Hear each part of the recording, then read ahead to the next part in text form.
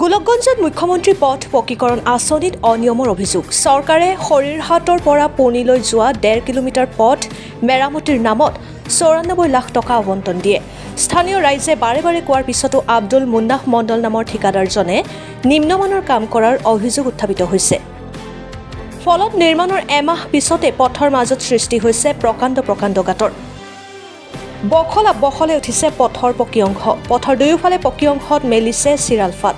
দলঙৰ কাষত সৃষ্টি হোৱা গাঁতত পৰি যিকোনো সময়তে সৃষ্টি হ'ব পাৰে দুৰ্ঘটনা। নিৰ্মাণ কাৰ্য চলি থকাৰ সময়ত অভিযন্তাই এদিনো কামৰ মানদণ্ড পৰীক্ষাৰ বাবে উপস্থিত নোহোৱাৰ অভিযোগ। ঠিকাদাৰ অভিযন্তাই মিলি নিম্নমানৰ কাম কৰি আঁচনিৰ ধন আত্মসাৎ কৰাৰ অভিযোগ তুলি পথছোৱা তদন্ত কৰি বিহিত ব্যৱস্থা গ্ৰহণৰ বাবে বিভাগক দাবী জনাইছে স্থানীয় ৰাইজে।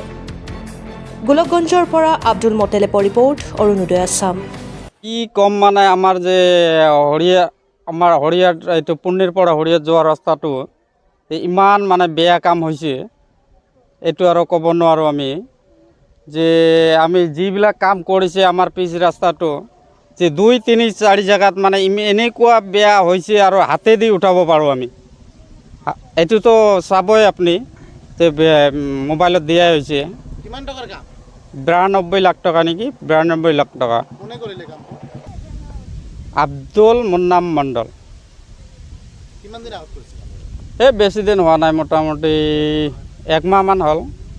তাৰপিছতে ভাঙি যোৱা আৰম্ভ হৈছে। ভাঙি যোৱা আৰম্ভ হৈছে। চৰকাৰক আমি কি আহ্বান জনাওঁ? আমাৰ কাম যিবিলাক কাম হৈ আছে এইবিলাক কাম আমাৰ ভালকৈ হ'ব লাগে।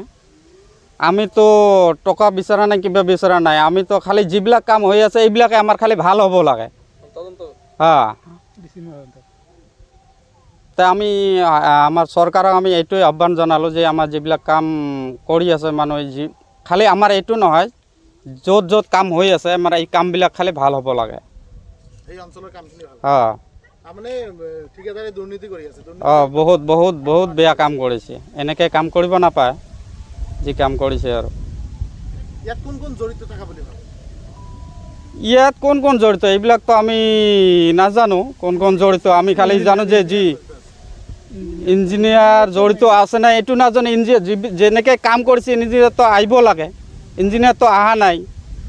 ইঞ্জিনিয়াৰ আহিলে গম পাব যে কামটো কি হ'ল, ভাল হ'ল না বেয়া হ'ল বুলি। আমাৰ পুণ্যৰ পৰা হৰিয়াতলৈ পিছত এটা চেংচন আহিছে, কণ্ট্ৰেক্টৰ বাবু কাম কৰি গ'ল।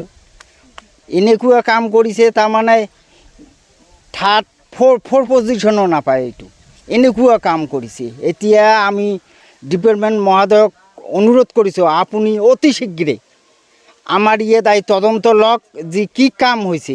ব্ৰিজৰ 2 চাইড এনেকুৱাভাৱে গাড্ডা হৈছে, কাম কৰাৰ মোটামুটি ধৰক 1 সপ্তাহ যোৱা নাই, গাড্ডাটো হৈ গ'ল। আমি ইমান বাৰ কোৱা সত্ত্বেও এনেকুৱা কাম কৰিছে। গতিকে আমি ডিপাৰ্টমেণ্টক অনুৰোধ কৰিছোঁ, আপোনালোকে অতি তদন্ত কৰি কামখিনি আমাক ভাল কৰি দিয়ক, নহ'লে আমাৰ ইয়াত বহুত দুৰ্ঘটনা হৈ থাকিব। ইয়াত ল'ৰা ছোৱালীবিলাক সৰু ল'ৰা ছোৱালী ইয়াৰ ওপৰেদি যোৱা কৰে।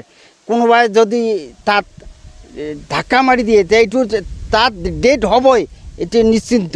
গতিকে আমি অনুৰোধ কৰিছোঁ ৰাজ্যৰ তৰফৰ পৰা যাতে আমাক এই কামখিনি তদন্ত কৰি কামখিনি ভাল কৰাৰ কাৰণে আমি অনুৰোধ কৰোঁ। কিমান টকাৰ কাম? এইটো প্ৰায় 1 কোটি টকাৰ ওপৰত আছে নেকি। 1.5 কিলোমিটাৰ। ঠিকাদাৰজনৰ নাম কি? আব্দুল মুন্নাফ কি নাম আছে? মণ্ডল। আব্দুল মুন্নাফ মণ্ডল। কামটো কেনেকৈ কৰিছে? কামটো এনেকুৱা কৰিছে যে হাতেৰে উঠায় ভঙাৰ পিছত এতিয়া আপোনালোকে দেখিলে তদন্তত আহিলে টেৰ পাব যে কি কাম কৰিছে। হাতেৰে উঠাব পাৰি। বহুত চাপৰ নদীৰ চাপৰ যেনেকৈ ভাঙি যায় এনেকুৱা হাতেৰে উঠাব পাৰি। এনেকুৱা কাম কৰিছে। ছাইড বামতো কথা বাদ দিয়ক, এইবিলাক দিয়ে নাই, কিন্তু ছাইড বামটো দিয়ে নাই, এইটো চলিব। আমি যিখিনি চলিছোঁ এনেকৈ চলিব, কিন্তু ব্ৰিজৰ 2 চাইড এইটো আমাক ভাল কৰি দিব লাগে। এইটো আমাৰ অনুৰোধ। মুঠৰ ওপৰত কামটোত দুৰ্নীতি হৈছে। দুৰ্নীতি মানে এইটো দুৰ্নীতি ক'লে বেয়া হ'ব নেকি, তাতকৈ যিটো বেয়া এইটো আহিছে। দেখা গৈছে যে হিমন্ত বিশ্ব শৰ্মা চৰকাৰে এটা কথা কয় যে দুৰ্নীতি মুক্ত অসমৰ কথা, তেনে সময়ত কিন্তু দেখা গৈছে যে যিবিলাক ঠিকাদাৰ আছে ঠিকাদাৰবিলাকে দুৰ্নীতি কৰি আছে, কি ক'ব? এইটো এতিয়া চৰকাৰৰ কথা ক'লেতো এইটো বেলেগ কথা আহে, এইটো নকওঁ, কিন্তু কামবিলাক যিবিলাকে মানুহ কৰি আছে এইবিলাক তাৰমানে পইচা খাই কাম কৰি আছে, কোনো কথা নাই ইয়াত, বাছ চিধা কথা, পইচা খাইছে আৰু কাম কৰিছে।